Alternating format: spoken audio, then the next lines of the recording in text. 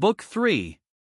1. We ought to consider not only that our life is daily wasting away and a smaller part of it is left, but another thing also must be taken into the account, that if a man should live longer, it is quite uncertain whether the understanding will still continue sufficient for the comprehension of things, and retain the power of contemplation which strives to acquire the knowledge of the divine and the human.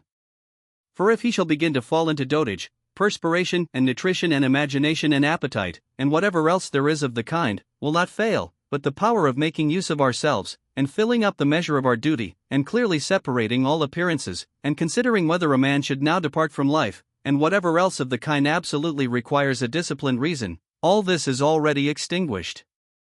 We must make haste then, not only because we are daily nearer to death, but also because the conception of things and the understanding of them cease first.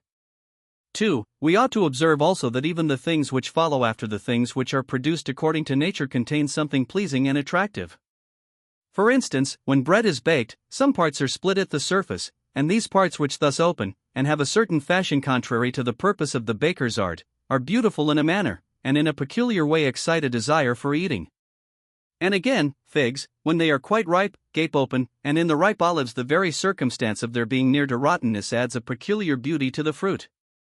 And the ears of corn bending down, and the lion's eyebrows, and the foam which flows from the mouth of wild boars, and many other things, though they are far from being beautiful, if a man should examine them severally, still, because they are consequent upon the things which are formed by nature, help to adorn them, and they please the mind. So that if a man should have a feeling and deeper insight with respect to the things which are produced in the universe, there is hardly one of those which follow by way of consequence which will not seem to him to be in a manner disposed so as to give pleasure. And so he will see even the real gaping jaws of wild beasts with no less pleasure than those which painters and sculptors show by imitation, and in an old woman and an old man he will be able to see a certain maturity and comeliness, and the attractive loveliness of young persons he will be able to look on with chaste eyes, and many such things will present themselves, not pleasing to every man, but to him only who has become truly familiar with nature and her works. 3. Hippocrates, after curing many diseases himself, fell sick and died.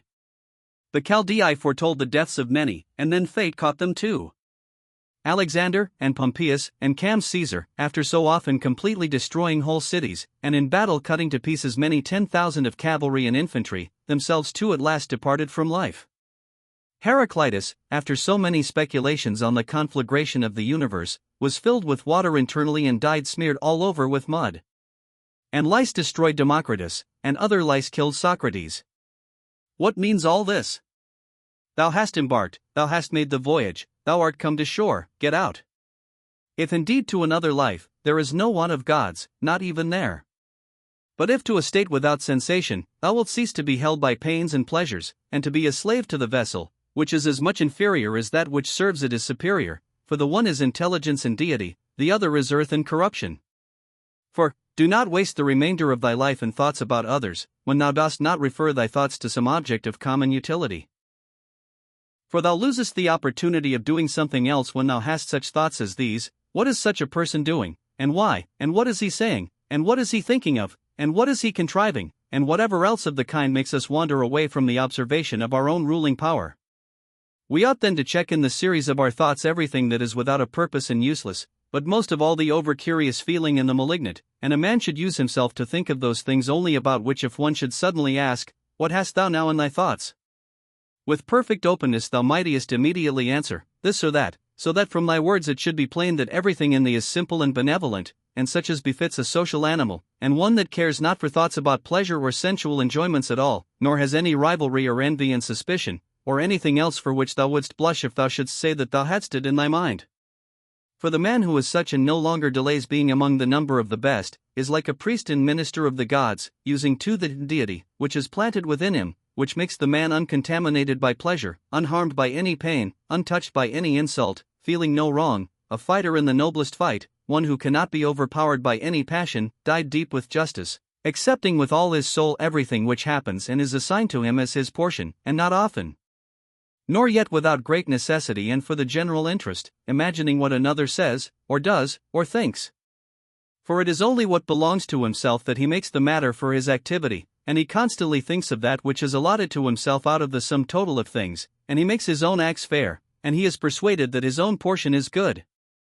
For the lot which is assigned to each man is carried along with him and carries him along with it. And he remembers also that every rational animal is his kinsman, and that to care for all men is according to man's nature, and a man should hold on to the opinion not of all, but of those only who confessedly live according to nature. But as to those who live not so, he always bears in mind what kind of men they are both at home and from home, both by night and by day, and what they are, and with what men they live an impure life. Accordingly, he does not value at all the praise which comes from such men, since they are not even satisfied with themselves. 5. Labor not unwillingly, nor without regard to the common interest, nor without due consideration, nor with distraction, nor let studied ornaments set off thy thoughts, and be not either a man of many words, or busy about too many things. And further, let the deity which is in thee be the guardian of a living being, manly and of ripe age, and engaged in matter political, and a Roman, and a ruler, who has taken his post like a man waiting for the signal which summons him from life, and ready to go, having need neither of oath nor of any man's testimony. Be cheerful also, and seek not external help nor the tranquility which others give. A man then must stand erect, not be kept erect by others. 6. If thou findest in human life anything better than justice, truth, temperance, fortitude, and, in a word, anything better than thy own mind's self-satisfaction in the things which it enables thee to do according to right reason, and in the condition that is assigned to thee without thy own choice, if, I say, thou sayest anything better than this, turn to it with all thy soul, and enjoy that which thou hast found to be the best. But if nothing appears to be better than the deity which is planted in thee, which has subjected to itself all thy appetites, and carefully examines all the impressions, and, as Socrates said, has detached itself from the persuasions of sense, and has submitted itself to the gods, and cares for mankind, if thou findest everything else smaller and of less value than this, give place to nothing else, for if thou dost once diverge and incline to it, thou wilt no longer without distraction be able to give the preference to that good thing which is thy proper possession and thy own. For it is not right that anything of any other kind, such as praise from the many, or power, or enjoyment of pleasure, should come into competition with that which is rationally and politically, or practically, good. All these things, even though they may seem to adapt themselves to the better things, in a small degree, obtain the superiority all at once, and carry us away. But do thou, I say, simply and freely choose the better, and hold to it. But that which is useful is the better. Well then, if it is useful to thee as a rational being, keep to it, but if it is only useful to thee as an animal, say so, and maintain thy judgment without arrogance, only take care that thou makest the inquiry by a sure method. 7. Never value anything as profitable to thyself which shall compel thee to break thy promise, to lose thy self-respect, to hate any man, to suspect, to curse, to act the hypocrite, to desire anything which needs walls and curtains, for he who has preferred to everything else his own intelligence and demon and the worship of its excellence, acts no tragic part, does not groan, will not need either solitude or much company, and, what is chief of all, he will live without either pursuing or flying from death, but whether for a longer or a shorter time he shall have the soul enclosed in the body, he cares not at all. For even if he must depart immediately, he will go as readily as if he were going to do anything else which can be done with decency and order, taking care of this only all through life, that his thoughts turn not away from anything which belongs to an intelligent animal and a member of a civil community. 8. In the mind of one who is chastened and purified thou wilt find no corrupt matter, nor impurity, nor any sore skinned over. Nor is his life incomplete when fate overtakes him, as one may say of an actor who leaves the stage before ending and finishing the play. Besides, there is in him nothing servile, nor affected, nor too closely bound to other things, nor yet detached from other things, nothing worthy of blame, nothing which seeks a hiding place. 9. Reverence the faculty which produces opinion. On this faculty it entirely depends whether there shall exist in thy ruling part any opinion inconsistent with nature and the constitution of the rational animal. And this faculty promises freedom from hasty judgment, and friendship towards men, and obedience to the gods. 10. Throwing away then all things, hold to these only which are few, and besides bear in mind that every man lives only this present time, which is an indivisible point, and that all the rest of his life is either past or it is uncertain. Short then is the time which every man lives, and small the nook of the earth where he lives, and short too the longest posthumous fame, and even this only continued by a succession of poor human beings, who will very soon die, and who know not even themselves, much less him who died long ago. 11. To the aids which have been mentioned let this one still be added. Make for thyself a definition or description of the thing which is presented to thee, so as to see distinctly what kind of a thing it is in its substance, in its nudity, in its complete entirety, and tell thyself its proper name, and the names of the things of which it has been compounded, and into which it will be resolved. For nothing is so productive of elevation of mind as to be able to examine methodically and truly every object which is presented to thee in life, and always to look at things so as to see at the same time what kind of universe this is, and what kind of use everything performs in it, and what value everything has with reference to the whole, and what with reference to man, who is a citizen of the highest city, of which all other cities are like families, what each thing is, and of what it is composed, and how long it is the nature of this thing to endure, which now makes an impression on me, and what virtue I have need of with respect to it, such as gentleness, manliness, truth, fidelity, simplicity, contentment, and the rest. Wherefore, on every occasion a man should say, this comes from God, and this is according to the apportionment and spinning of the thread of destiny, and such like coincidence and chance, and this is from one of the same stock, and a kinsman and partner, one who knows not however what is according to his nature. But I know, for this reason I behave towards him according to the natural law of fellowship with benevolence and justice. At the same time however in things indifferent I attempt to ascertain the value of each. 12. If thou workest at that which is before thee, following right reason seriously, vigorously, calmly, without allowing anything else to distract thee, but keeping thy divine part pure, as if thou shouldst be bound to give it back immediately. If thou holdest to this, expecting nothing, fearing nothing, but satisfied with thy present activity according to nature, and with heroic truth in every word and sound which thou holdest, thou wilt live happy.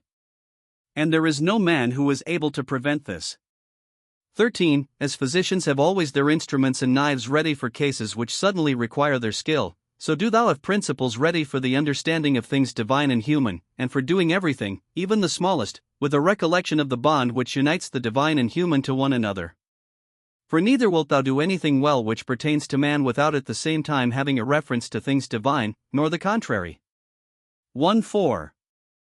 No longer wander at hazard, for neither wilt thou read thy own memoirs, nor the acts of the ancient Romans and Hellenes, and the selections from books which thou wast reserving for thy old age.